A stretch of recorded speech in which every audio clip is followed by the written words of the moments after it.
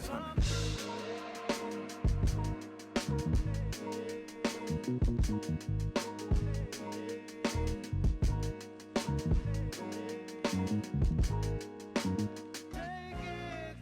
right, what up, guys? Welcome to another episode of Tuning Status. I got my guy here.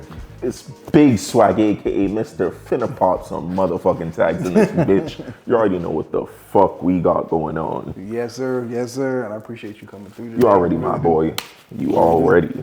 So we're gonna get to it. We're gonna talk about everything. We're gonna talk about, growing into the YouTube space, the social media space, cars, builds, how you got into the scene and everything like that. And you know what? Matter of fact, let's start with the introduction. Like, how did you get into the car scene itself? All right, so a long time ago, I think I was about like 10 years old.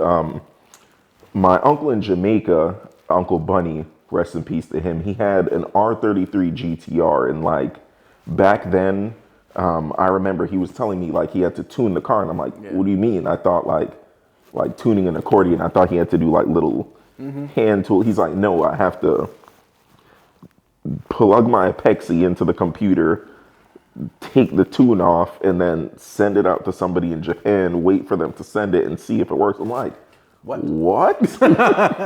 So he did that, and he got the file back like the next morning, and we went out for a drive, and like that was the first time I've ever been in not only like a highly modified car, but a fast car, because back then he was making maybe like 650 something, because he had a, and at your age, that's just like insane. All-wheel drive R33 GTR, like everything built. He had like the HKS catalog, and then the Apexi like little Game Boy looking thing. I was just like, what?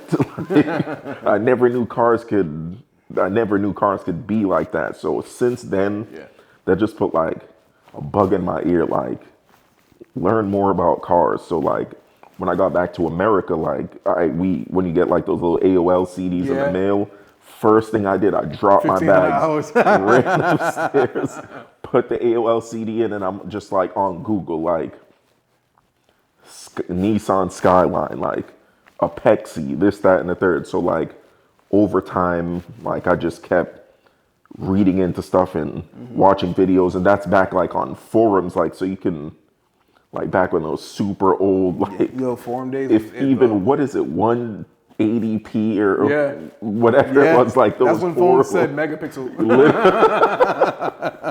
Like videos like that. So like I was just dead set on. I'm like, how am I gonna get a car? Like I was into Yu-Gi-Oh at the time, so we used to go to Copley, play kids for cards, then like after we win, we'll sell the cards back to them, because like they want their cards, they have their parents' money, so it's like they're gonna buy the cards back. And then just got to a point where I had like so many rare cards that I was able to sell them all.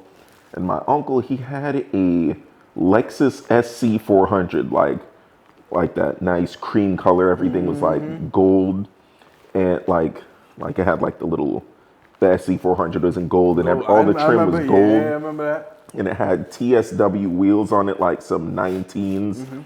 I was like, this is the coolest car I've ever seen. Big V8. I had no license, no nothing. I'm like, I have $1,000. Like, please, will you sell me this car? That's some family stuff right there, because a lot of people would have been like, man, is you crazy? Get the hell out. $1,000? Nah, you can keep it pushing, bro. Because even now, bro, you can't find no $1,000 cars like back in the day. Not like that, because that car, granted, the maintenance wasn't too great, which that's one thing I learned from that car. But the outside was immaculate. Like, that was such a clean car, because that's one thing he always did. He always washed his cars, but as far as the maintenance, not too much. But it's a 1UZ, so that thing, like, it wasn't well maintained, but that thing ran forever. So that was the unfortunate start to my addiction to cars. I always tell people, if you're gonna get into something, get into drugs. You'll get your money from drugs, not too much cars. Kids. No, but don't do drugs. Like that's, I really don't suggest drugs. But so now you're moving forward. What was the first build that you're like, you know what, I want to get into this? Like, I want to start buying parts. And what was that car? So I had a few cars in between the Lexus. So the Lexus, I knew nothing about mods, so I bought another set of TSW wheels for it, but I didn't know anything about lug patterns or anything, so that didn't work. And then I ended up selling that car, and I bought a Toyota, and then the wheels that I bought ended up fitting the Toyota because the Toyota was 4-lug. I didn't even think about that. Oh my God. The wheels were 4-lug. God. So I'm like, all right, like, so then I did that. I put the wheels, I never knew about stretch tires, but I couldn't afford to buy big enough tires, so the car had stretch tires on it. Then that car ended up getting rear-ended, and the insurance paid to paint the entire car. So I got that car for $95, and then from like a woman at my dad's job. Got rear-ended. We sold it for $2,500, and then I bought the Mercedes CLK 320. Okay. And that car I was gonna mod, I bought wheels for it. I bought speakers. I bought a radio, but the radio didn't work. I didn't know anything about that. I thought you could just put the radio in, not gonna work. And then I saw, this is where everything went downhill. I saw a red E36 318. I thought it was a 328, but like it had a 4-cylinder. So I went to go look at it. I opened the engine bay. I'm like, what the hell is this? What engine is this? It was a 4-cylinder. So I'm like, all right, forget about that car. I bought a Civic. The Civic I bought an exhaust. I bought coilovers. That's the first time I got scammed because the guy sold me a set of coilovers. So he showed me the coilovers one day. Perfectly fine. That was the set that he like bought to replace the set that he was taking off. It was the same set that he got it warranted. So he showed me the new set, and then the next day I went to go pick it up. He ended up taking the blown one off his car, putting it in the box. Oh my God, bro. So I get home, I'm trying to install it, and I'm like, what? This doesn't feel the same. This ain't it. Yeah, that car was a dumpster fire, but I ended up selling that car to a person up the street from my house, and then I got the white E36, which was my first like build, and that's where my YouTube channel started because I always like made RuneScape videos and like videos exposing like Wake Up Now and doing all that kind of stuff, but I never thought about cars until Soulja Boy posted like videos of like I think he had like a red Gallardo at the time. I was like, he could post about cars on here. People will watch that. So I started to like think in the background, like, all right, let me just make some videos with my car. So I did, on that car, I did like the dumbest straight pipe ever, 2 3.5 inch. Bro, what? But like from the headers, 2 3.5 inch. What did your family and pipes. your neighbors say about the car?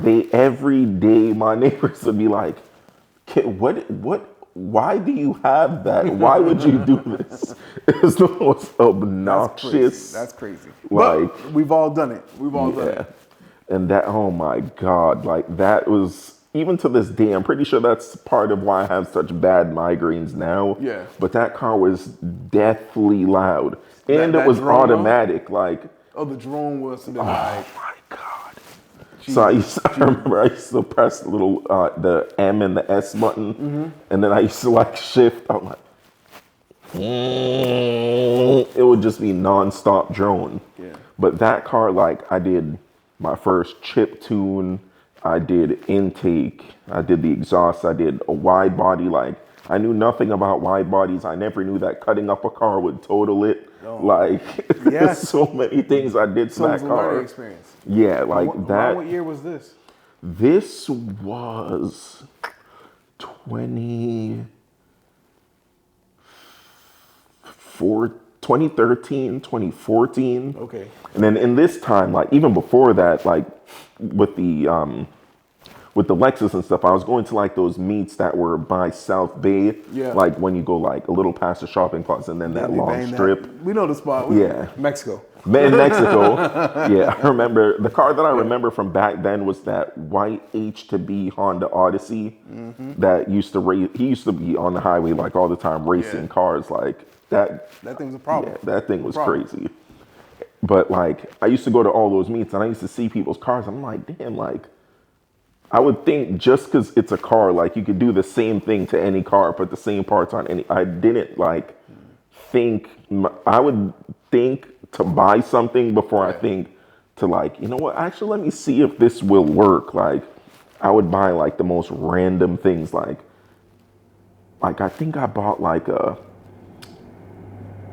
240 SX lip that I put on my E36, which I made it work. I just like trimmed the ends and bent you were it doing out. that. And, 'Cause I remember everybody during that time frame was getting the STI lip and then throw it on their car. They So would do you the went way left. Yeah, I did the 240 SX lip. I cut it up. I threw it on my car, like under a lip that I already had. Like I was doing, I bought like Civic side skirts that I cut in half. Yeah. And I just turned them sideways and put that as like the side splitters. Like I bought like an aluminum under tray that I just like, I took the fins out of the middle, put it on the side of the car because I'm like, I don't know how to make a diffuser. I don't know where to get aluminum. Like, I'm gonna make this work.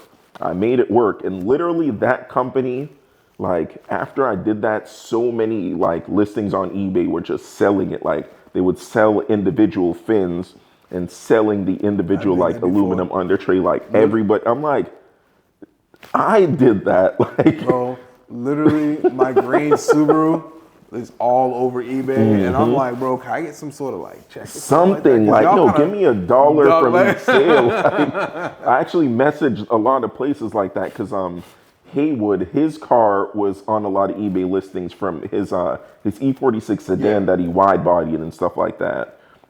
His car was on like a lot of like eBay listings because like the car he bought those fenders, posted the pictures up, and people liked it, so they're like, yeah, let me use his picture for like to get people in. It's our product, but it's like compensation, like they don't give something. a damn about that. But nah, they don't care. Nah. Whatever company in like China or whatever, at least they're tag like, me, bro. Like something.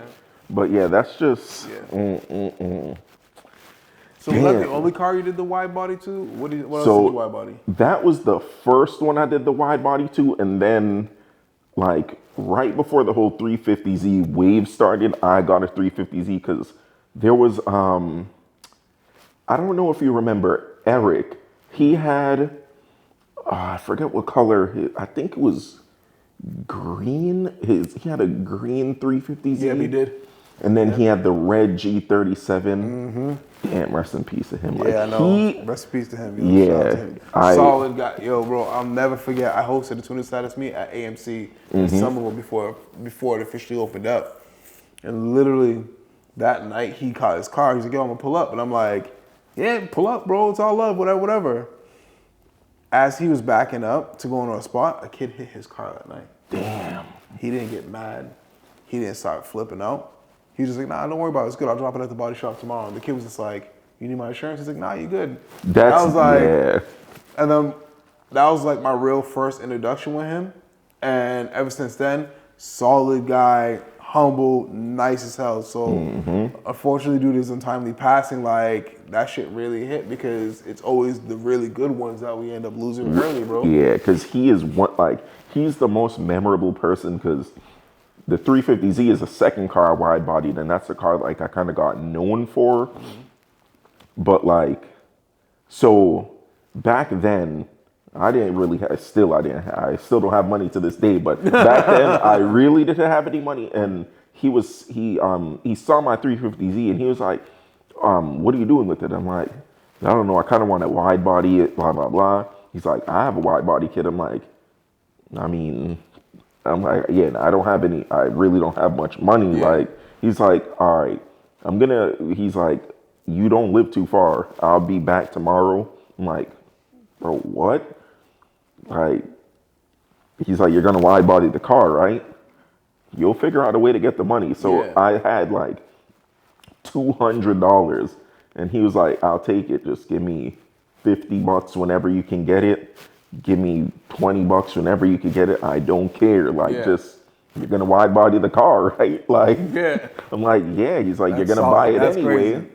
So he's like, yeah, just take. I'm like, bro, like, you can't, how can you even trust me? You don't know me. He's like, you'll make it. You got the car. You figured out how to get the car from a shitty E36, so you'll figure out how to pay. This is nothing in comparison. I'm like, there's no way he's gonna do this. So the next day, he's like, you home? I'm like, yeah, I'm at the crib. He's like, all right, I'll be on my way. I'll be there in 30 minutes. He pulled up. He had everything wrapped up and everything. I'm like, there's no way he's giving me a Crown Carbon crafting wide body kit for the 350. Like this, it's not happening. He's like, yeah, just give me the 200. Whenever you get some extra money, just swing me the bread. I'm like, bro. I'm not gonna lie, I would have cut the car out after. I sure the fuck did. That's crazy. I'd have like, you know what? I don't know what I'm doing, but this shit's going on there, yo. I had one no trip to idea. Home Depot. We're gonna get what we need, and we're gonna make this work. Yep. I didn't even know what kind of saw to use. I called my uncle. I'm like, do you have a saw that could cut metal? He's like, yeah. But boy, we y'all talk about cut metal for? I'm like, I'm about to cut up my car. He's like, yo, boy, we y'all talk about cut up your car? Boy, you can't cut up your car. I'm like, watch. So I went and picked up the saw, and lo and behold, I definitely cut this car up. Yeah. Like, I watched like one video of a dude in Japan cutting up his car. I'm like, all right, here goes nothing. Oh my God. My dude said, all right, so here's the gas tank, and this is literally that's all I needed, because I had like bottles of water. I think it's on my YouTube channel too. Like, I have like bottles of water, because like I know when you cut it, there's sparks, and I'm like right by the gas filler. So I'm like, all right, so here's water right here. I'm gonna cut this thing up. I know it's gonna get hot. Yeah. It might blow up, but shit, I'm gonna make it work. Yep. And I did. And after that, like, that car is really what like put me on the map, because I was the first person to put the Rocket Bunny front fenders with the Crown Carbon crafting rear fenders in. Everybody was doing that after. Like, I know Mod Z posted my car, Mike posted my car, Fresh Kicks posted it, Crown Carbon crafting posted it. Like, so many people posted that car, and I'm like, this is all it takes. Like, Still got some motion now. So that's when like everything like that's when everything kind of got the ball rolling for me, because I'm like, damn, I really got something going. Like, now people are like, yo, what did you do to cut this up? Yo, I'll pay you to put my wide body kit on. Where did you get the Crown Carbon crafting kit from? Blah, blah, blah. Like, because nobody had it besides Eric, and however he knew the Crown Carbon crafting guys, he got like one of the first kits ever made, and then he gave it to me. I'm like, bro, what? Like, yo, that's crazy. Talk about paying it forward. That's literally. So the funny thing about that is, a kid, he wanted to wide body his car, and I had my Crown Carbon crafting front fenders. The kid was like, yeah, I just got a 350Z. I just graduated high school. My parents gave me the car. I want to wide body it, but I don't really have any money. I'm like, I don't even remember what the kid gave me. Like, maybe like a set of tires or something. I gave him the fronts, because I'm like, bro, like, what would Eric do? Yeah. The kid gave me like, he had like a set of, it was some decent tires, probably like some Hankook Ventus V12 Evos. I remember that because that's when I started to learn about like tire profiles. Not all 35 sidewall is the same. No. So I ended up getting those tires to fit, I forget what wheels I had. Oh yeah, my Lodio Drive Pure Spirit wheels that I had built for the 350Z. So I needed a set. That's not your average wheel. What made you go with those wheels? So I saw them. So Eric taught me about Lodio Drive, because I forget what set of Lodio Drives he had, but he's like, yeah, there's like not really anybody who has these wheels, because they're so hard to find that they made such like limited numbers. And like, after I saw his set, I started researching. I'm like, damn, these are some sick wheels. Yeah. But I don't even know where to find them. So 3-Piece US, which is actually like one of the first companies to like work with me, like they posted up a set, and they were like, I forget how much money they were, but I'm like, I don't know how I'm gonna make this happen, but I'm gonna make it happen. So I had the wheels custom built. They were 19 by 11 and a half in the front, 19 by 12 and a half in the rear, something like that. It was like a crazy spec. And then yeah, I just ended up making it work. But the tires was my problem. I'm like, this is a 35 profile tire. Like, why is this like so much different? Like, it's so tall. So I ended up getting the hand cooks from the kid. I gave him the fenders, and then I put the hand cooks on the front, and everything fit. So like that car, like the like when you would air out, like it was just such perfect fitment. I'm like, yo, this is, man. But that set, I think I saw recently. So there's a guy, he has a wide body G37.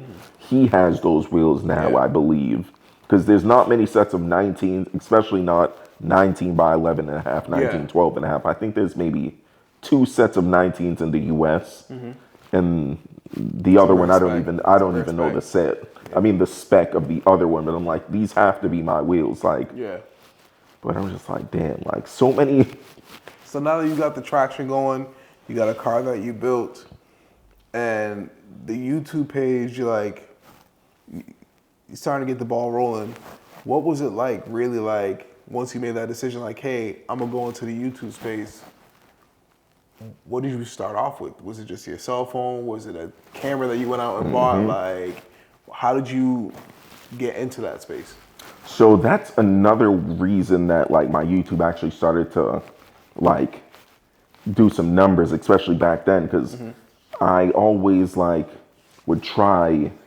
Like I've always been a tech person. Like my phone is the S24 Ultra. I had it way before it came out. Like I've always been a tech person, and I started with my phone, whatever Galaxy phone I had at the time.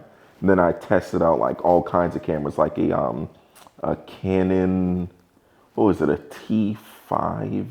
T5i or T3i? T5, yeah, T3i was my first one. And then what was it, like a T3i S or something? There was something, one of those ones that just came a and was number like, after it. I remember that. So I'm like, oh, they got a better one? I can't have this one. So said everybody. Yeah. So I ended up selling that when I bought the new one. And then I remember my friend was like, did you know the Canon T5i is coming out? I'm like, oh, this one gotta go. So I sold that one, bought the T5i. And then I just been noticing, I'm like, damn, these DSLRs are mad big. Like carrying it around and doing stuff with it is working on the car. And working on the, So that's when DJI and a lot of other companies came out with like those drones that had the camera that you can detach, and it would be like a webcam, not a webcam, but like an action cam. So I had like the Typhoon drone that had like that little hand stabilized camera that you can take it off and you put it on the other handle. I had the DJI Phantom drone and the DJI like action camera that just came with it. I had like every single thing you could try, but then I always ended up like going back to a phone, because I'm like, on the phone I could shoot, edit, upload, like just right there. And then the camera quality was always really good, because it's like I'd always have the newest phone with the best camera. So I'm like, if I'm gonna get a camera like this, like I'd have to get something really expensive. And I'm like, I have money for a phone, I don't have money for just the camera. The cameras were huge back then, bro, and they still kind of are, huge, bro. and they're heavy. Like, I mean, granted, we had the ZV-1 and stuff like that, but nothing's easier than being able to just to pull out your phone and tap the button to flip it when you want. You can actually see what you're looking at, and also, because I'll tell you what, when I first started vlogging, it was hella clips when I was out of focus. Like, and that's the thing, the phones have such good autofocus, light balance, everything will just work. And then with the phone, you just, boom, the camera's open and you just shoot and go. Like, it was always just so convenient. So I'm like, you know what? I know plenty of people like, I forget one of the main channels, but they made it's funny because they uploaded a video that was the same thing as I uploaded on the same day. It's like this Canadian channel. They were like, yeah, like a lot of people like get like these crazy like black magic cameras and this and that and this and that, and think they need like a crazy camera setup to start a channel. They're like, our best videos, our most authentic content and everything's always just been done off a phone, because you have a phone in your hand all the time. You have to actually set up a camera and do all this kind of stuff with the phone. It's just like, all right, we're doing what we're doing. Let me just pop my phone out and just record. So they're like, yeah, we're getting rid of all our cameras. We're just going to use our phones. And then I remember like they went from like 50,000 subscribers to like 100 and something thousand because they were just like, they weren't focused on like the cameras. They weren't focused on any like of the crazy like tech things. They were just like, all right, phone, not going to get too much better than this unless we're spending a lot more money. So let's shoot from the phone. And that's what I've always like told people. Anybody who asks me, I'll tell them, I'm like, trust me, if like whatever is the equivalent to the camera that's hot right now, that's what I had when I started, and I always went back to a phone. Don't let your gear stop you. You have a phone, that means you have your camera, you have your mic, you have your editing software, you have your uploading software, you have everything in your pocket. So just start the channel. Like, you don't have to worry about the camera. Like, one day if you want, you can go get a camera. You can go get a ZV-1. You can be a baller and go get a red camera. Like, you could do whatever, but if I see somebody vlogging with a red camera, bro, I don't even. I've seen it. I don't even know. I just be like, you know what? You're not gonna judge, but I see what you're doing. Yeah, the dude. So and it's funny because one of the dudes who he like back then, like when Mike shared my picture, he followed me from his channel, and he was like, I see you do YouTube as well. He's like, what do you like recommend I start with? I'm like, you have a phone, right? He's like, yeah, I'm on it right now. I'm like, that's all you need. That simple. kid, he's one of the few people like who I've told to make a channel who like blew up. So like he started with the car thing, and he always used to ask me about like different car stuff. I'm like, I'll give him like all the sauce. And like me, I'm not a gatekeeper. Besides food, sometimes I'll gatekeep some food. But anything to do with like social media or anything, I don't care. I'll give you the sauce. Like if I know it, I'll tell you. So I always told him like, yeah, just do this, do that. Like, but whatever you do, stay consistent, be yourself. You don't have to clout chase. You can clout chase. You can go clout chase if you want. But that's it's not your consistent business. though, because clout and trends that it's fading in and out. And if you're trying to chase something that's like that, one, people can pick up when you're authentic. That's a fact. Two, you like, say for example me, like if I was to be chasing trends and all sort of stuff like that, one, I know my demo, I know my age. I'm not out there to be standing on, I'm almost 40, bro. I'm not standing on the hood of my M3, bro, and taking a picture. One, if I fall, leave me there. It'll take me a while to get back up, but there's certain things that you just got to keep in mind what's age appropriate, because people will see what's real and what's not.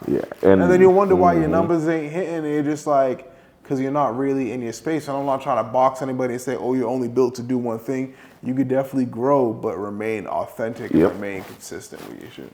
So yeah, that's definitely one thing I noticed, because like there was a time where I see a lot of people like the whole like Haggard Garage like craze, and everybody was doing that kind of stuff. And I saw them like all the high energy things, and I'm monotone as shit. Like I'm a chill person. I'm like, I tried to do that, but I'm like, I can't do this bullshit. I'm like, it's expensive, really expensive, especially with car content. The way how people daily needs, like I don't even know, like shout out to like TJ and Dustin and all these other guys, and even Tavares and stuff. Like, bro, to keep the amount, like the fact that he spent all that money on that McLaren, bro, flooded, and you're rebuilding it to be. That costs bread. That's bread. Like, so you have to maintain a certain level of interest for people to engage, so you're seeing a return of investment through your channel. Because if you're consistently coming out of your pocket, people got bills at the end of the day. That part. Bills is real, and it's like, all right, am I gonna spend $200 on these spaces to get my fitment right, or am I gonna pay T-Mobile? And it's real life shit that comes down to it. And then if you don't pay T-Mobile, I don't know where you're gonna upload from. But I see my Duncan's on the free Wi-Fi. All right, so we talked YouTube and the growth into the YouTube space. We talked some of your builds. Separate from YouTube, what was it like you growing into the mass car scene and car culture? What was some of the first meets you brought your cars out to, and what was that like? I'm trying to think. So the first ones I brought like my cars out to really was, I had the wide body white E36, and at that time I'm trying to think which I don't remember if it was the Beast Coast meets that were by Braintree. I know there was some that were in South Bay as well. I'm trying to think, but there was a place. What was that? Well, Beast Coast did the South Shore by it was Hull Mountain. Oh, there, yeah. Yep. And then I did my events Braintree at Dave and Buster's. Yep, there. So the Dave, yeah. So I did the ones by Hull, and then the ones Dave and Buster, South Bay, and there was another place that I'm trying to think of. There was another place where people American Legion. Okay. Yeah. Okay. Mexico. American Legion in Mexico. Yeah. Yeah, so that's the other place. So I used to take the E36 to all of those places. And then the 350Z, that's when I really got into it. And that's when all the Dave and Buster stuff was, because that car was the first car I bagged. I remember when I bagged that car, like I had work and I started it and then I didn't know how to do something and it snowed overnight. So I had to bless you. I had to shovel out the snow, bless you. And then I finished the install in the snow on the ground in my driveway. And What? I remember after that, I started to go to meets like crazy because I used to go to car events. I caught that pause. I caught that pause. Car events like crazy because I'm like, yeah, now I have a bagged wide body 350Z 3-piece wheels, which was like the sauce before the sauce, because not long after that, 350Zs were the thing. So it's like I was going every car meet I saw, every car event I saw. I'm there. If I can make it, I'm there. If I don't have no work, I'm there. Sometimes if I did have work, I'm there. Yeah. Because I remember Dr. M3 and TJ and all of them, they used to do the events, APX events. Yeah. So that was with ignition tube and stuff like that. So one time I was working in Braintree Mall and I was like, I have to run to the airport really quickly. I'll probably be back in an hour. Blah, blah, blah. They're like, okay, cool. So I bought my tickets online at work and I went. They're like, hey, by any chance, what time are you coming back? I'm like, yeah, I'm waiting. I think there was a delay with the flight, blah, blah, blah. So that day I met David Patterson, TJ, Calvin, Dr. M3, Evan Shanks, because they had all the poppin' YouTubers there. So I'm like, fuck I remember work. Evan when he first had that Subaru. Yeah, man, to see where he's at now, it's crazy. Yeah, and he just picked it back up recently. He wide bodied it. He has some nice wheels on it and all that kind of stuff. So I'm like, damn, he did all the stuff he was talking about doing back then. Yeah. He did to it now, and then that's dope. Yeah, I was actually just watching his video at the last half an hour at work today, which is funny. It was just about that. Because when I first started watching YouTube, it was the first car thing that really, besides Top Gear, and the car driver reviews and things like that, was Mighty Car Mods. Bro, oh my God, that used to be one of my favorite when Mighty channels. Car Mods came out, bro, and I remember the first episode I saw, it was a black Civic that they got, and apparently this shit reeked. It was bad, it smelled like rotten pig, and then that's when I really started getting it. I'm like, bro, this is what people are doing on YouTube with cars. I like this shit. Dudes buying it because they're working in their backyard with their friend, just like how I do. So, and that was dope. But not to get sidetracked. Crazy. Yeah, I know. Throwback, right? I can't. Throwback, right? And you know they're still making videos. Yeah. Yeah, still making videos. So, coming into the car space, you're going to these events and you're looking at the scene. Were you more you're riding with your friends, or did you get into any clubs? So me, I've never personally been a club person. I've always been that person who just knew everybody. Yeah. So I've always been what is that? So Deadpool, he's not particularly a part of a group, but he just knows different groups, whether they're good or bad. Yeah. He'll know them, and he just serves his own interests. That's how I am. Like, Okay. I've always went out by myself, like to parties. Like, I'll meet you guys there. I'll meet you guys there. I'll meet you guys there. Y'all may not know each other, or y'all may not care for each other, but that ain't got nothing to do with me. I know there all before. of you, Yeah. and keep me out of that. So that's always how I've been. So I always knew, like, my car friend, I've had like my car friends who were all, some of them were in groups, some of them weren't. Yeah. But like I knew them outside of cars, so we would sometimes link up and go. Then they'll separate off into their car clubs, and then I'll just make my rounds. Yeah. So that's always how I've been. Like, either whether I'm going there and I'm meeting people, or like I'll see people on the way and cruise with, like, whatever it is, I'm gonna get there. But I've never personally been in a group. What's the farthest you ever driven for an event?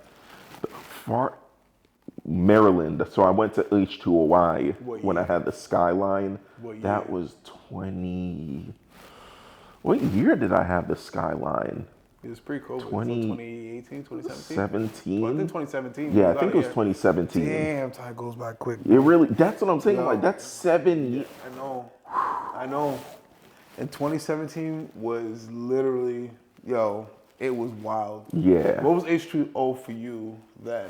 Like, from leaving Boston to the time you came back, what was H2O like for you? So, back then, that's before H2I became like a shit show. Yeah. Like how it happened, like, I think it was 2019 that it got like kind of bad. And Yeah, that's because when people they were like ended during it. COVID because nobody had nowhere else to go, so everybody went to that. Yeah, so for me, I remember I used to see the videos, and like I was supposed to go once with the 350Z, but then something ended up like breaking on the car. So like literally, so it was like, I think Thursday was when they were leaving. Wednesday on my way home from work, I called off and everything, and then something broke on the car, couldn't go.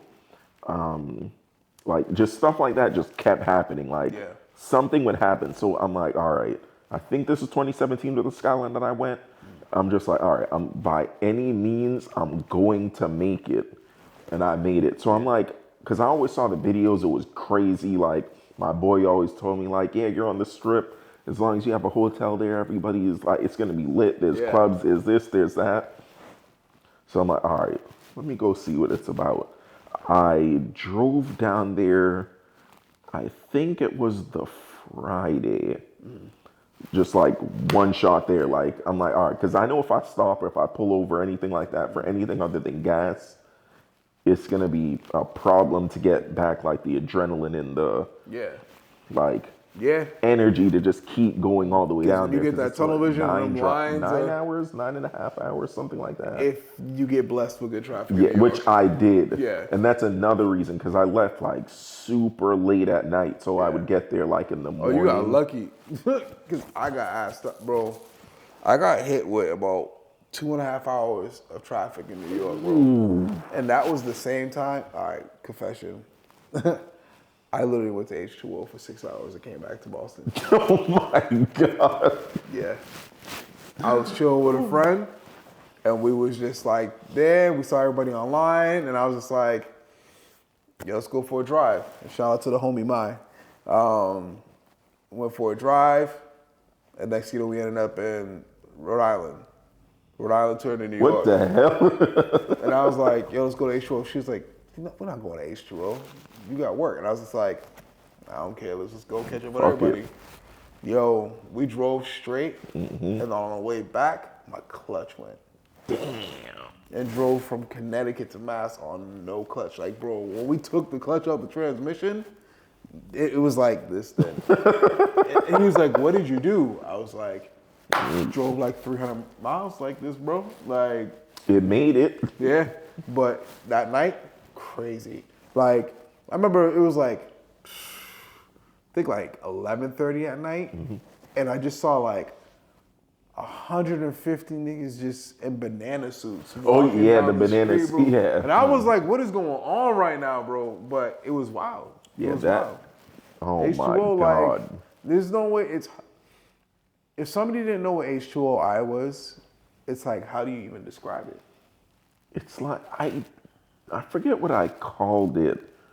But like somebody asked me that, and I forget what I called it, but I'm like, it's like organized yet disorganized Yeah. chaos.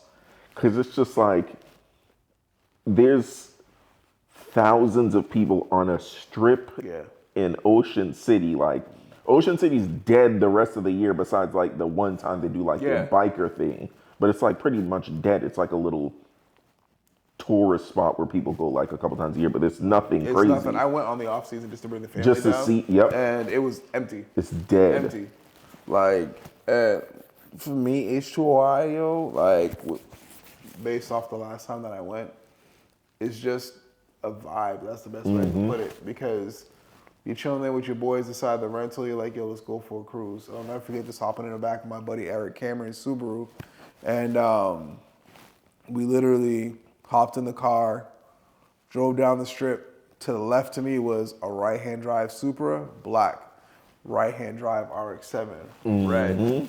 We're just cruising. They thumbs up, and my boy thumbs up back. And I was like, this is crazy. Went to the vape shop, bought a vape, Subaru, I know. And just cruising the strip. And then we was like, yo, we're hungry. Let's go to Wawa.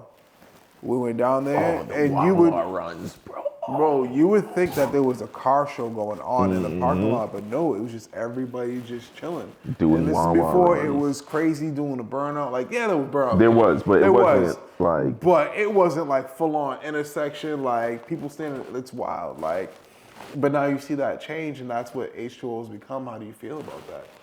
So, with that, like, and I've noticed that just from having conversations, people don't personally like my stance on like where all of that stuff comes from. But as for H2OI, like, I personally don't understand why they would do that there.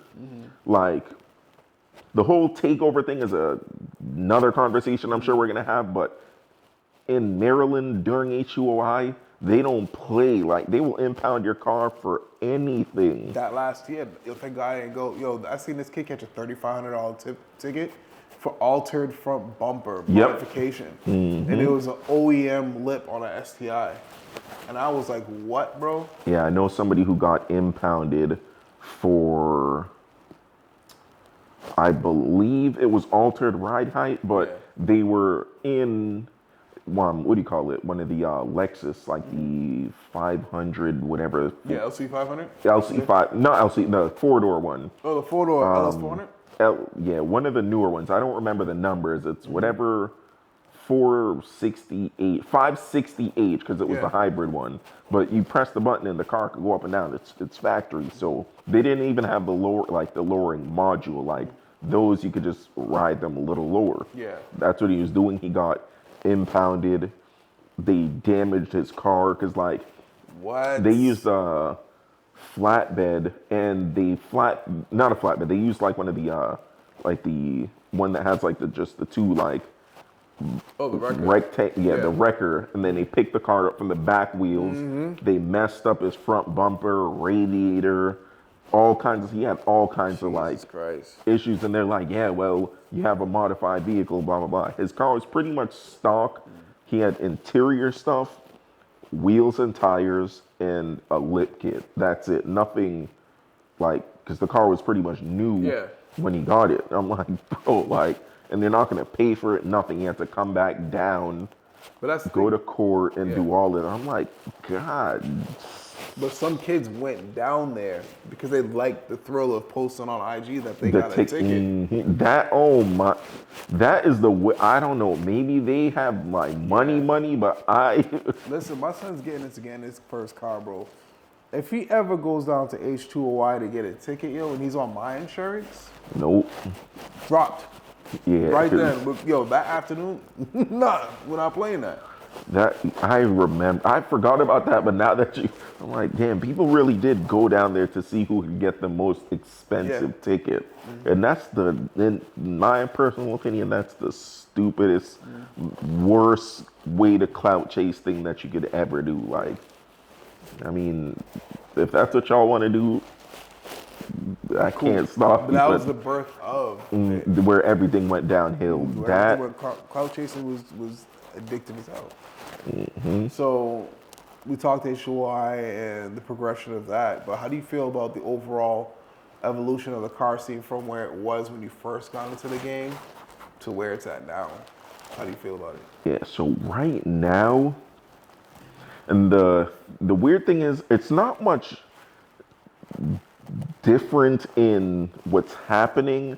It's just how it's happening. Because Yeah. before, like, you had to know somebody who knew somebody to get to a race. Now everybody has their phone out there live streaming. Everything's like super hot.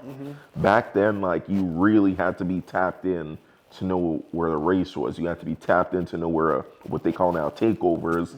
You had to be tapped in to know where that was going to happen. Like, yes, we had like Facebook, MySpace, AIM, and whatever, but Yeah. it wasn't broadcasted, and it was not done for clout, like outside of the community.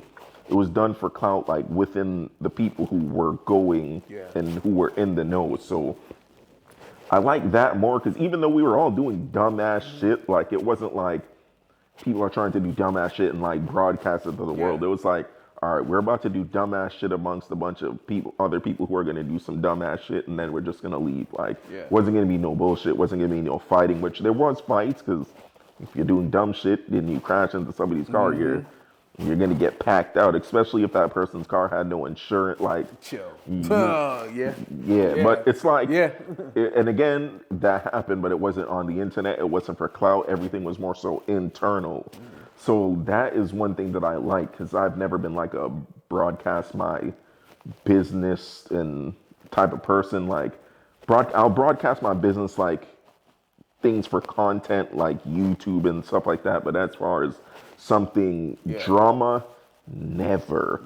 Like, so that's the thing that I don't like. Like, a lot of things are very drama filled and like, especially the manufactured drama. Like, I don't know. If me personally, if there's drama, I'd prefer it to be real, not some fake shit. Leave that to the WWE. So, you know, you've done a lot. You've tapped into the social media space. You've tapped into the automotive building, the backyard building, and traveling. And it's dope and stuff like that. Taking it back to YouTube and the growth of YouTube, noticed a couple things. You know, trending off, you know, the Z, I noticed the R32. R32 was, it kind of hit when you let it go. Trust me, I can't even watch R32 videos without being like, oh. Because I'm not gonna lie, I really expected like, yo, he's gonna do some shit with this. Yeah, I'm just then the E92, and I was always an E92 guy. Yeah, I always was. Wish it was a little bit faster, but it's there. And that's where the supercharger, like, dude, that ride that we went for in the vlog and the photo shoot, crazy. But how do you feel about the comparison between you and Herts? You know the funny thing, like, I've been to the mall, like, especially if I go to Zoomies. I saw the comments, bro. When I was watching the videos, I was just like, yo, these people look crazy. Yo, some of the comments you were catching online, I was just like, yo. And the thing is, when I saw you, always took you at face value. I never put it together. And then when I read that first comment, I was just like, no fucking way. That is so funny. Because somebody even recently, I was at Braintree Mall about to go to 110 Grill, which is across the street. So I went in the mall, and then I was again walking by Zoomies, and the kid was like, "Hurt?" I'm like, "Oh my god!" Like, no. I'm also a black guy with a big black guy with a beard that likes cars. I also had a Skyline, but no, I'm not Hurt. Yeah. Like, people, like, I remember another time, like, I kind of went low key viral one time when I posted. I bought a set of BBS E88s. Yeah. I just caught feelings about that because I bought that set for not even 18. It was $1,600 back then. Yo, the wheel market's crazy, bro. Yo, what dudes was playing for Blitz like 2 years ago, nuts.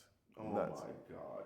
even that, like I bought a pair of Blitz one time for $1,250. Like I would never in my life think people are gonna start selling like Yeah. 5, 6, 7, 8, 9, 10,000. Like that's another thing I hate. But like, Yeah. so I posted that picture, and Gary King Jr. Yeah. He was like,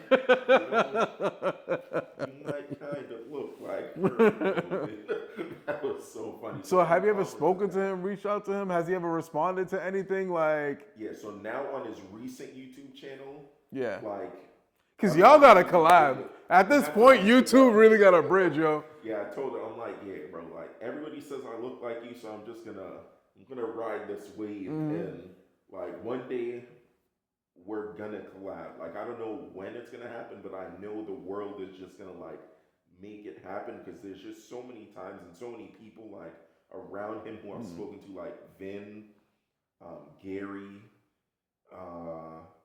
I actually, funny, I one time even spoke to T-Pain. Yeah. Because, like, there was, like, a thing where he posted, like, he has so many cars that he needs somebody, like, I was like, he had so many cars and something like that. I was like, well, if you need somebody, if you're hiring somebody to drive them, like, and he was like, what's up? Send me an email. But, of Yeah. course, when he said send me an email, it was on the comments and millions, I'm pretty sure millions of people emailed him too, so mine got lost in there, but it's just like, so many people around him I've spoken to, so I'm like, one day it's gonna happen. And now that he has Nappy Boy Automotive, I'm gonna make it a mission to go to one of these. Listen, events. I need y'all to do me a favor. Whoever sees this, and you know what? We're gonna do something with the caption and the title, but we gotta get Hurt to see this, and we gotta get like a Spider-Man meme, whatever the fuck is going on. Yo, we have to get Hurt to see this video, yo. But that would be crazy. But I never really put the two together until I was watching the video, and I was gonna leave a comment. And I seen the fucking comment there, and then I was just like, "What?" And they were going in consistently, bro. It was like, "Yo, this dude." I thought I was watching Hurt on it. I was like, "Yo, what?" That's like. And the thing is, I heard he's been out like Connecticut. He was out in Connecticut a few months ago. Like all this other actually in Massachusetts. Yeah, I think around the time when he got the Skyline, I don't remember if it was from Massachusetts, but I believe when he got the Skyline, he was. Imagine like, if you bought yours. You know what? Yo. I forget which.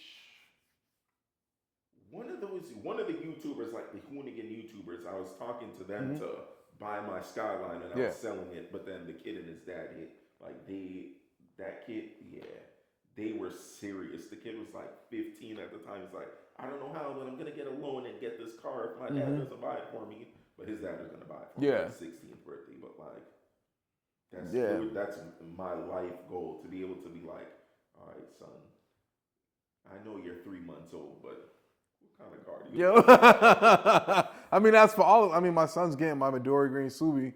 And which is crazy because a lot of people are like, yo, where'd that car go? And I'm like, where did that car go? It's in storage.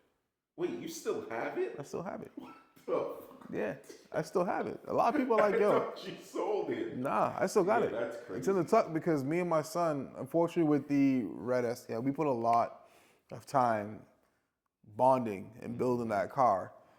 And then the green one came along and that was a bonding moment for me and both of my sons.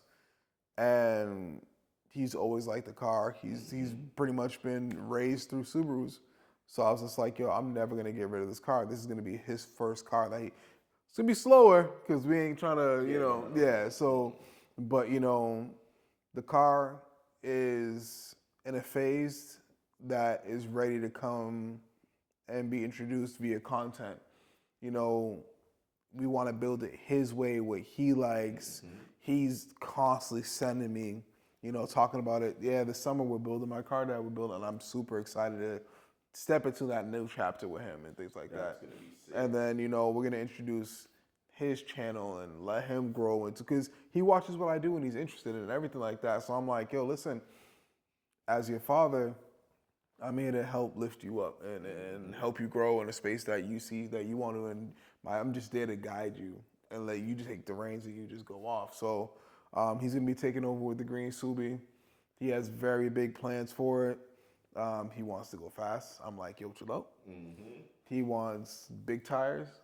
So so Well, You're raising them right. yeah, so we're gonna see what happens with the car. It's gonna be really dope, and I hope you guys enjoy the content as well when it comes this summer. Yeah, I'm looking forward to that. I'm definitely going to be tuned in per usual, but that is going to be sick, and especially because he's like the next generation of car enthusiasts. So just to see that he like, granted, I'm not against any kind of car build, whether you want to put 700 degrees of camber and ride on the do that. Like, it may not be my style. You can have a donk, you can have a lifted truck. I don't care what you have. But as long as you're authentic about whatever it is that you like, that's what I personally like to see. And then just to see that he's about to do, he likes the big tire thing, and he wants to go fast. That's like a more grip setup, something more technical. Love to see that, because I didn't really think that was gonna be a thing in the future. Like, I thought that would have slowly started to go away, but bro, listen, when he was in the back seat of the E92 that day when we went to go pick him up, lost his mind and he was hooked. Granted, in his mind, he still thinks he's gonna finesse me out the M3. He knows he's getting a Subi, but when he slips it in, he's always trying to slip so the M3 prom and M3 this, and I'm like, Subi. yeah. You know. I don't blame him. I don't know if it's just the typical Jamaican in me, but I've always just BMWs and Mercedes, but particularly BMWs have always been my thing. Even though my first fast car, first mounted car was a Skyline, something about BMWs just always did it for me. So I'm just like, Well, there's two cars that have always been on my bucket list, and that's through movies. One was Paid in Full. BMW, I was like, damn, that is tough. Like, yeah, they have the Saab, but I was like, nah, that Cherry M3 it hit different. It hits different. oh my God. Especially if you find one rare spec like what's his face in New York with the glass top. Oh my God, crazy. And then the Porsche from Bad Boys. Where do you go wrong with that? Like, Porsche is like, oh my God. Speaking of Porsches, like, the funny story about how I even got the E92 M3 was because of a Porsche. So there was a 996 Turbo for sale in Newton, and it was sitting there for months, because especially back then, nobody wanted a 996 Turbo. Like, that car, it started at like 36,000, then it went to 32, then 30, 28. They dropped like boxes. They would drop it. Yeah. So Pause. Wait a minute. Is that Porsche still available? And then I'm like, all right, it's been sitting here. It's not going to go anywhere. Like, I'll just take off work Friday and go look at it. So they're like, yeah, you can come through Friday, blah, blah, blah, it doesn't matter. So I took off work Friday. Wednesday, I call, hey, I'm just calling just to make sure that my appointment for the Porsche is still on Friday.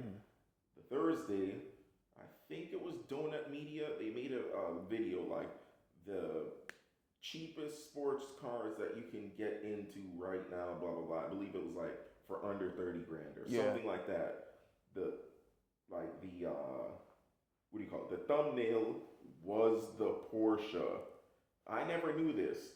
So I called Thursday. I'm coming in tomorrow morning for the Porsche. Like, yeah, we got a deposit on it today. I guess there was some video about it, and I'm like, killed it. Bruh. Killed it.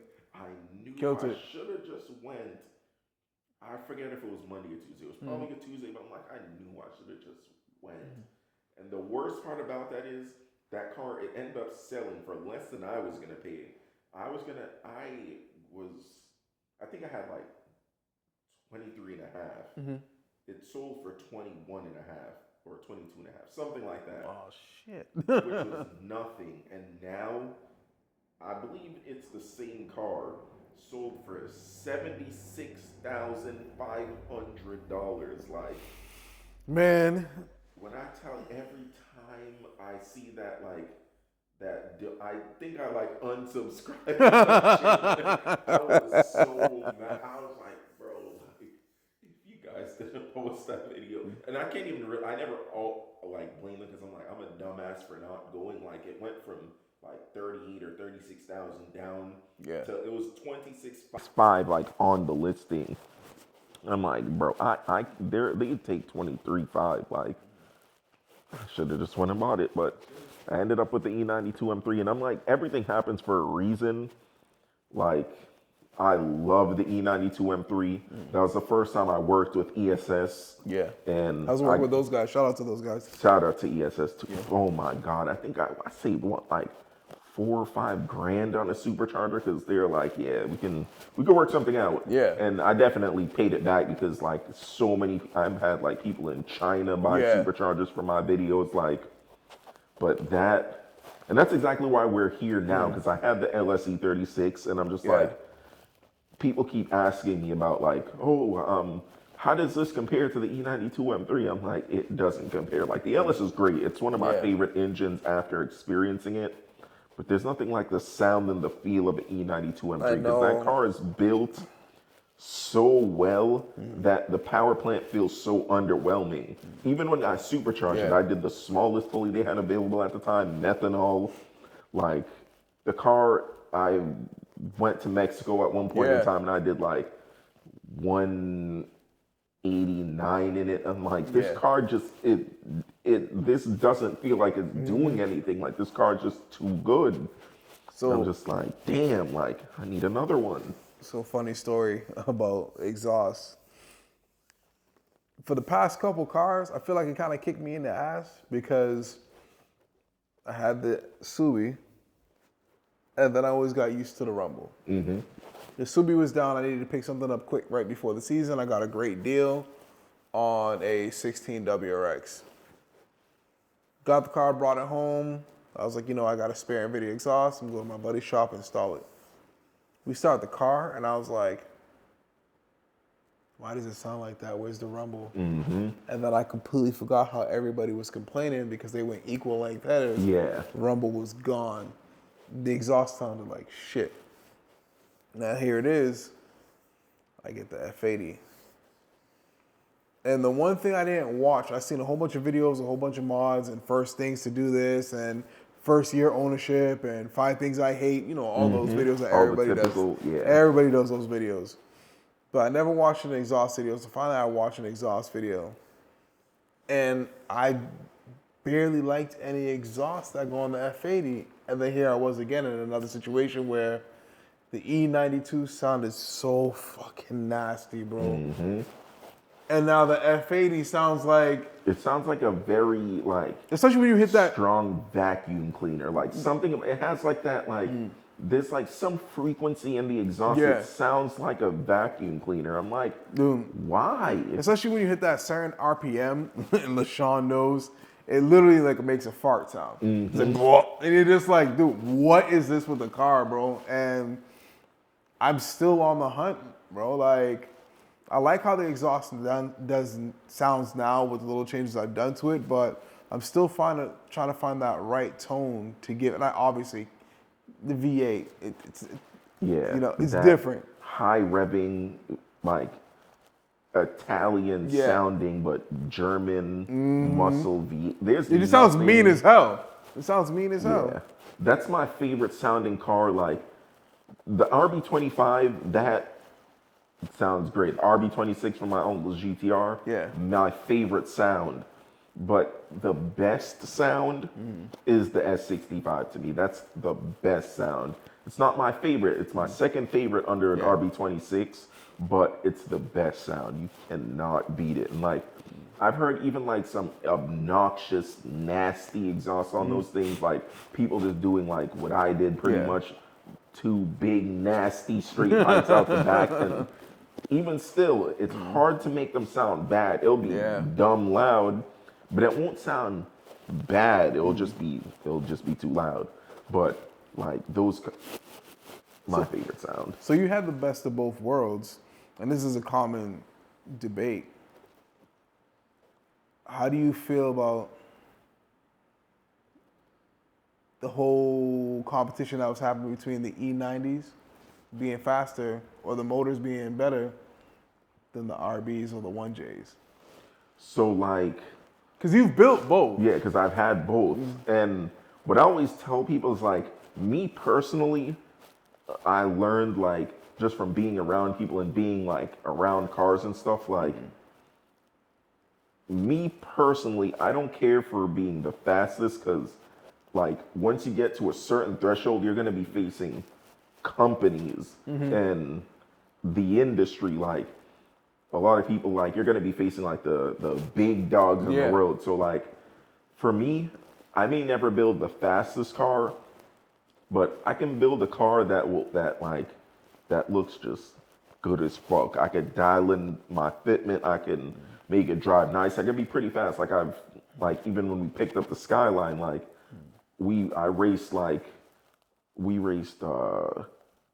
Huracan, 911 Turbo, R35. Like it was just a bunch of cars out there just so happened to be like racing. Like the guy Lambo Matters back. I don't remember what car he had at the time, but he was there.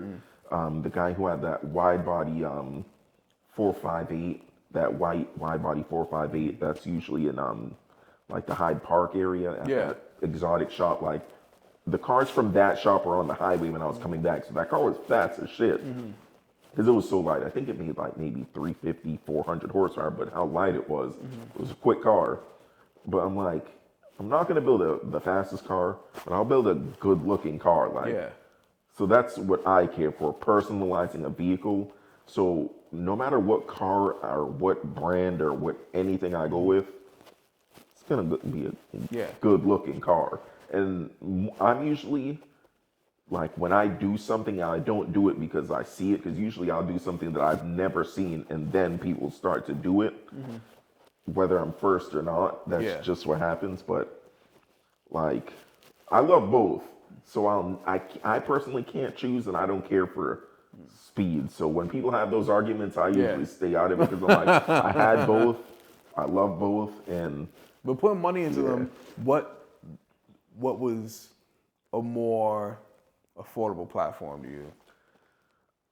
Affordable, oddly, by the places I stopped, was the E92 M3. Because if I wanted to make the RB25 like supercharged E92 M3 fast, I would have to spend a lot of money. Because if I build something fast, I don't want to just build it fast. I want to build it reliably and fast. Which is where the money comes from, and that's ultimately why I sold the car. Because I forget which company it was, but some company in California had like they were importing an RB30 block that had like a bunch of stuff done to it. Like it was rebuilt, and then I'm like, all right, like they're like, yeah, it'll probably be on a container. It should take maybe like 3 months. Then it was 4 months, 5 months, 6 months. Me being impatient, I'm like, all right, whatever. Like if I paid for it and everything like that, I'm like, all right, well, if somebody wants it, you can buy it off me, just take my spot. They ended up buying it because I'm like, it's a lot of money. If I spend money, I want, as soon as it gets out of my account, I want it here. Like, so that was my problem. So I built my wheels, a set of SSRs. I built them 18 by 11 and a half, 18 by 13 and a half. And then I ordered a Pandem kit. Same thing with the Pandem kit. Yeah, it should be about 6 months. I'm like, all right, well, I should have the RV and everything built. My wheels are going to be done. So the Pandem kit coming here in like 6 months, that should be fine. Then they're like, nope, a year. Nope, it could be almost 18 months. I'm like, yeah. I'm all set. Whoever, you can take that. And I'm just like, all right.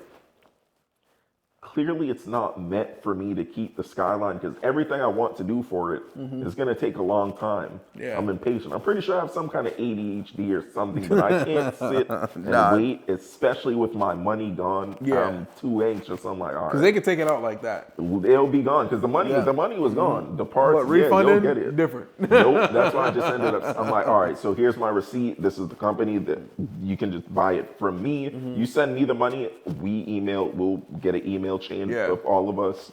You can get it when it comes. You're patient. Good on you, not me. Because I couldn't sleep. Like some nights I would be like trying to sleep. I'm like, damn, I can't. I spent well, I think at the time that RB30 block was like, it wasn't even expensive. It was probably like $4,000. Now I don't even know what they go for, but I'm like, it's $4,000, like whatever. But then I'm like, no, that's $4,000. Like I can buy a car, fix it, flip it, make 6, 7, do this. Like I could do a lot with $4,000.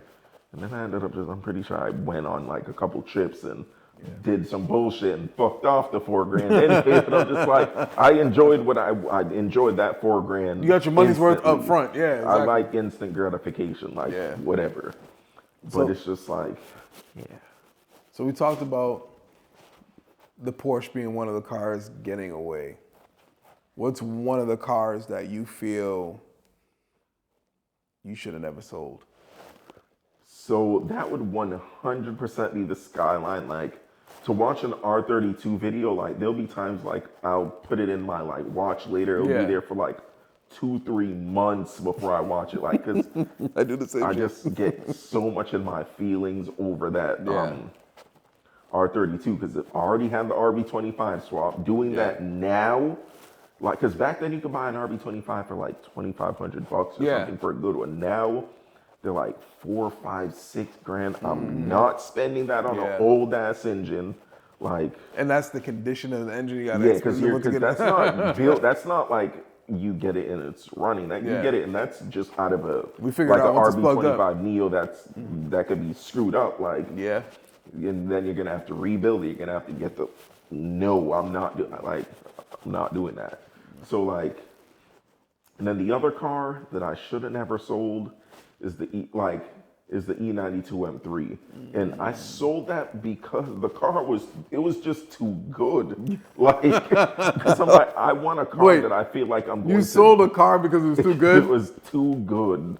Like that car, like I would go out during the pandemic, the roads were empty, so I would every single night, like I would like go out there and just bomb on the highway. Like, oh my God, I'll go through tanks and tanks and tanks of gas. Like sometimes I'll go to the gas station 3 times in a day because the roads were so empty.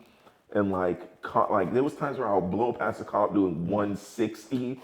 I don't know if they were sleeping or what, but they didn't flash a light, nothing. I'm like, so this is for me. Like, and I'm just like, I'm not scared in this car. I don't feel like I'm gonna die. Like, what is it gonna take for this car to scare me? And then I'm looking into a stroker kit, and I'm like, ooh, oh my God, $20,000. I don't got $20,000 for an engine. Like, and even if that's even more trouble. Yeah, and then it's a stroker kit, so it's like you spend the $20,000. Like, it has a warranty for just like if it was NA stroked. It doesn't have a warranty for a supercharger on top. Like.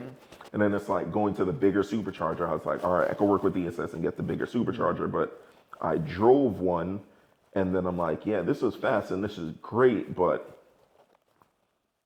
I don't feel like I'm going to die. And that's, after that is when I finally just got it through my head. I'm like, you know what? I'm content with a car that's just too good. And that's why we're here now that I just sold the E36 and I'm back looking for an E92 M3. The only difference this time is it's going to be DCT, because one of the times when my car was like at Wheezy's shop, my boy, he pulled up with his DCT E92 M3, and I drove that and I'm like, everybody told me DCT sucks. This is the best thing I've ever. I know. Oh my. Only thing I don't like is the F80s, bro. They really want you to think that it's a manual. Like, you have to, the first thing that I learned is I got in the car, started it, I pressed the gas, it wasn't moving. My boy was like, no, you have to blip the throttle. Oh my God. I said, why? He's like, car wants you to think it's a manual. Yeah. So I had to tap the throttle to get the car rolling, and then it'll go. Yeah. I was just like, yo, this is weird as shit. But driving it, man, oh my God, it was just, it was perfect, bro. Like, I love it. Me personally, granted, I ended up going with the manual because that's the situation it presented, plus value of the manual is, but DCT, bro, I have no complaints, bro. I have no complaints with those cars. Yeah, DCT is great. And plus I'm a tech guy, like anything like fancy, anything technological. I love it. That's why I don't know why I listen to people when they're like, don't even bother driving a DCT. DCT sucks. Just get the 6MT. Yeah. I'm like, all right, like these are all E92 M3 people, so I guess they know what they're talking about. Yeah. They didn't know shit. Go actually test drive the car. 'Cause if I test drove the DCT when that was literally right up the street from my house, I would have bought it. Like, but And the other problem too is when it's time, or God forbid that clutch slip, looking up the price tag on that clutch, it's not fun, bro. It's not yeah, fun. that car. Oh man, I wanted to do so many things with that. I'm like, yeah, but to get to that next stage, Yeah. like spending 20 grand on everything, 25 grand on everything, I can do, but 20 grand on the engine, 10 grand on the transmission and shifter and everything like that. What would that be? Another 8 grand on the brakes, then drive shaft, and then this and that. And I'm Adds up like, very yeah, fast. I would be in a very, I'd be in like an R8 or something. So I'm like, Which those are getting cheap. I saw one for 47. I didn't hear that because I saw one for I'll 47. go to my credit union like, hey. But R8 scared me just because the whole firewall situation and them separating. That's crazy. Like, how do you have a car that expensive and the firewall literally separates? Oh my, chassis. that I did not know because me, You better Yeah, look I because there's need a to lot start. of people who put their shit up for sale, and then if you peel back that plastic, you'll see. Oh, And the only way you shit. can get it fixed is if you go to the dealership and have them fix it yourself. I don't even know what, I don't want to know what that would cost. So, but I did see an R8 that I was entertaining. I want to say like, this was like a month and a half ago. It's in Jersey. And it's bagged already, on wheels already, and it's twin turbo. And I remember I the seen one I the saw wasn't listing. twin I think the turbo. pricing was around 70 something, 80 Wait, something. what? And I was just like, but it's one of them dealerships that's in New York. Like, That and then that's the problem. so 'cause that's you the don't thing know that what- because you know how them dealerships are in New York. You get that smooth sold as is bill of sale, and then you get back home and you're like, not even back home. You probably make it to Hartford, and then the car breaks down, and then you gotta explain to your insurance why you're driving on plates that's registered to another car Yep.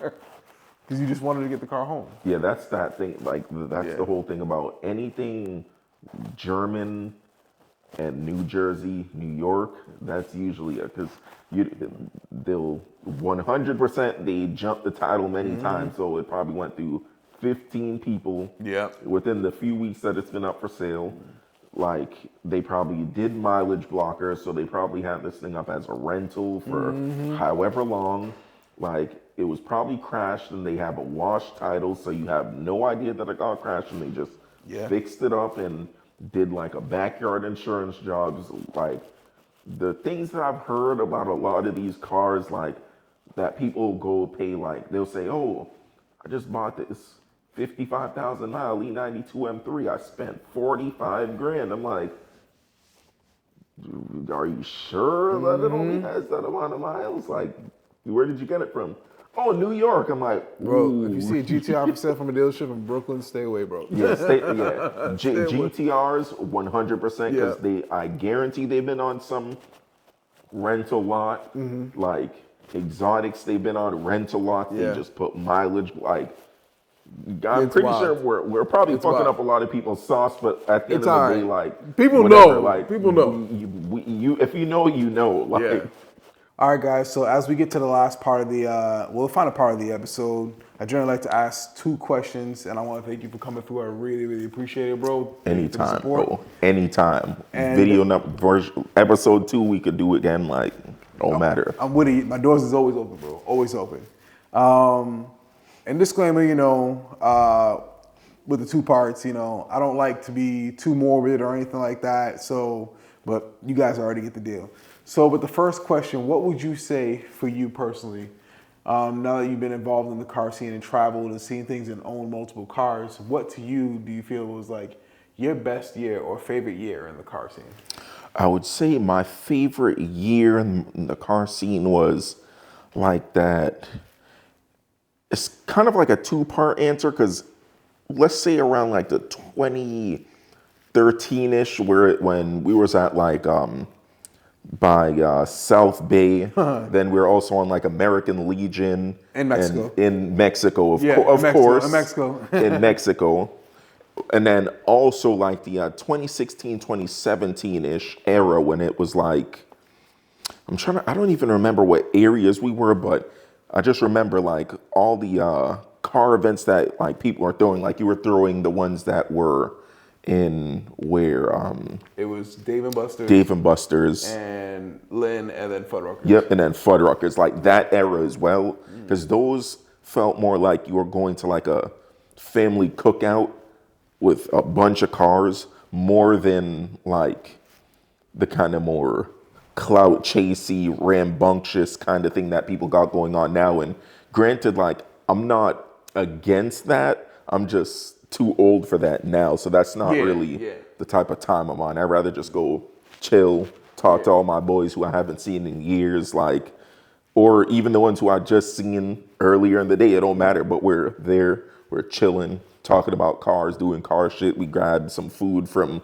wherever, and then we'll go cruise out and do a couple like fun runs on the way home and stuff like that. And it was just a vibe. Everything was chill, cool. There wasn't really much like drama, and if there was drama, it was very internalized. So that's just the kind of thing that I like. Like me personally, I'm chill. I like just the more chill vibes more than anything else. So I'd say between like the 2013 and 2016, 17 like era, like the car park and chill, and actually car park and chill era, my favorite.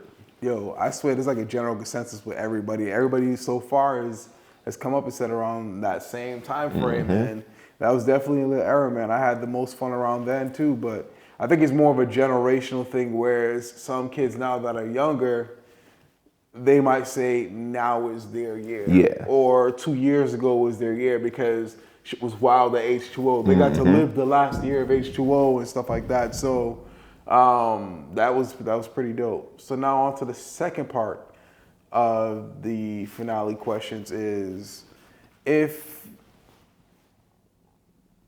you wanted to say what was the mark that you wanted to leave amongst friends, family, the car community, what do you want to be known for amongst your peers?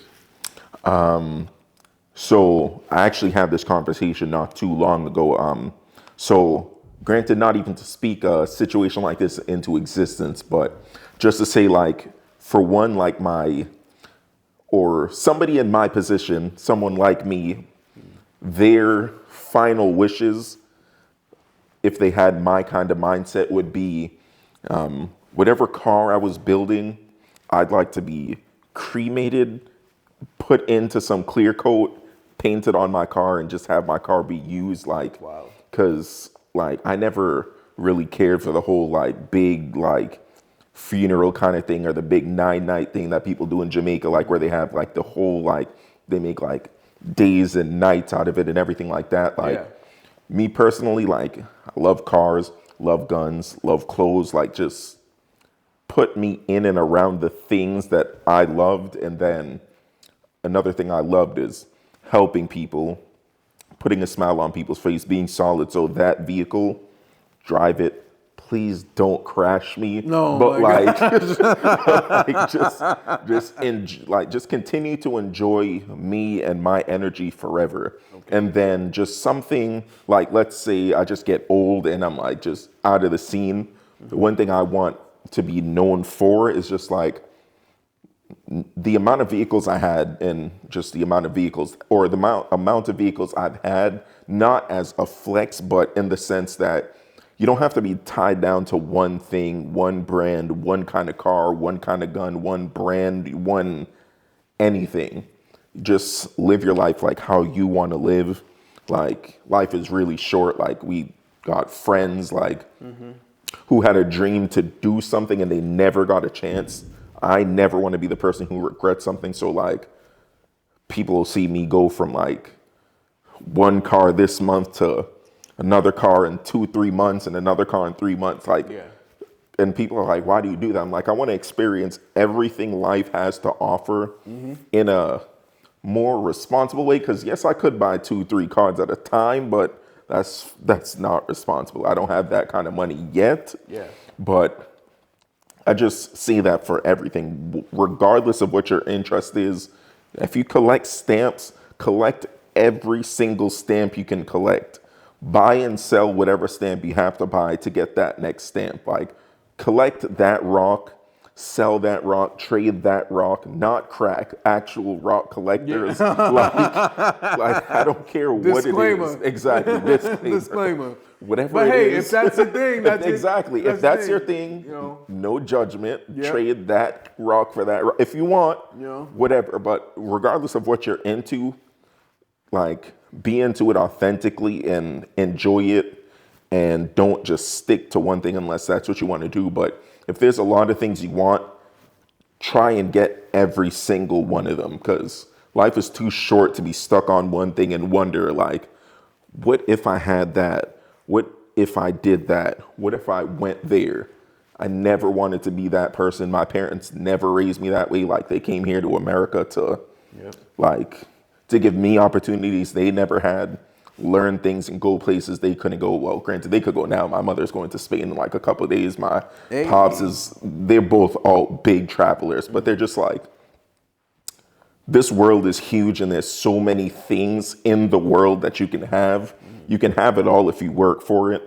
So Facts. That's just what I want people to get from, that's what I want people to get from me, and like my presence and my energy. Just, I'm the type of person who'll just say, like, if you can do it, do it, try it, go there, eat that food, talk to that guy or girl or whatever, like, because you never know what could happen. It could be a blessing, like, and if it happens to be a curse, that's life. Life is full of curses. It's full of blessings. It's full of lessons. So yeah, I've never been scared to go after what I want. So I really just want everybody to know, like, that is the thing. Just go do it. It's your life. Live it. All right. Gems from my guy. Now, where can they find you online? So if you're into the whole car stuff, cars, clothes, and lifestyle, that's the ImSchwaggy channel. If you're into like the firearms and the two-way community thing, learning everything the legal way, by the books and everything like that, I don't personally support doing things the wrong way because I don't want to send anyone to jail. So the Jermwick channel, youtube.com/@Jermwick, JERWICK. That's all the firearm stuff there. So I'm posting lots of stuff on both channels. I just recorded a ton of videos. Instagram, same thing, ImSchwaggy or Jermwick. Yeah, that's where you can find me. Like, if you have any questions about anything, whether it be cars, clothes, guns, buying and selling stuff, food, you want to know where to get brunch, like, hit me up. Oh shoot, we got a food channel coming up soon. We might have to do, like, yeah. yeah. You know what I'm saying? Get some food up here. You know what I'm saying? Dog. All right, guys. We all know the vibes. I appreciate all you guys for tuning in. I love the support. I appreciate the support. Thank you guys for, DMing me and hit me with the comments and everything. Any suggestions, you guys already know, drop it down below. My guy's information was dropped down below in this description box. And continue to like, comment, subscribe. But y'all know the vibes. Stay up, stay blessed. Peace. You already know. Drink water, motherfuckers.